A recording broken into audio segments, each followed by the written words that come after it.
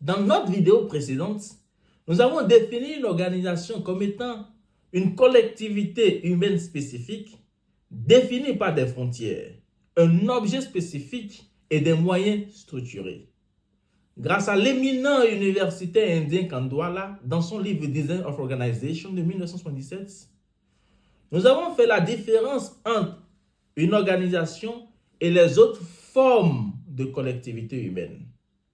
Aujourd'hui, nous parlerons des différentes formes ou des différents types d'organisations qui existent.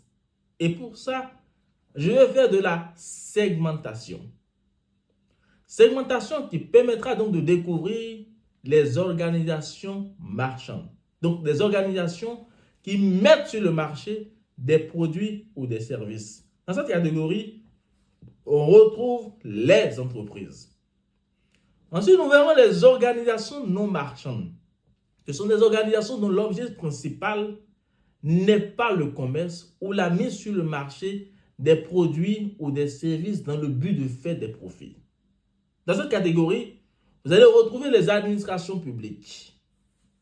Vous retrouverez les partis politiques, les syndicats, etc. Et aussi les organisations à économie sociale et solidaire. Je veux parler des mutuelles, des associations, des fondations. Je vous invite donc à garder à l'esprit la présente matrice. Les organisations marchandes, les organisations non marchandes, soit du secteur privé, soit du secteur public. Et je voudrais même vous donner un exercice. Lorsque vous prenez une organisation comme Médecins sans frontières, est-elle une organisation marchande ou une organisation non marchande? Du secteur privé ou du secteur public? Lorsque vous prenez même la gendarmerie de votre pays, est-elle une organisation marchande ou une organisation non marchande? Du secteur privé ou du secteur public? En commentaire, dites-moi. Nous allons donc maintenant prendre ces deux grands ensembles et faire encore de la sous-segmentation en considérant cette fois-ci la taille, l'objet social, le statut juridique.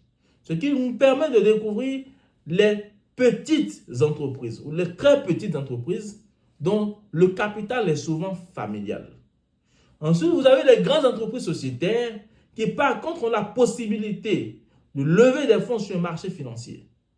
Vous verrez en plus des entreprises d'utilité sociale dont la finalité, l'objet ou la finalité est purement sociale. Et enfin, vous verrez les organisations du secteur public. Dans une prochaine vidéo, nous allons parler des différentes parties prenantes de toutes ces organisations, de tous ces types d'organisations. Et bien entendu, nous allons également toucher une notion souvent connue en anglais comme Corporate Social Responsibility, ou en français, la responsabilité sociale des entreprises. Mais pour le moment, je vous invite, comme d'habitude, à aimer, à commenter et à partager nos vidéos dans l'unique but d'inonder le méta de contenu éducatif. Mon chapeau est le burkinabé en passant et à bientôt.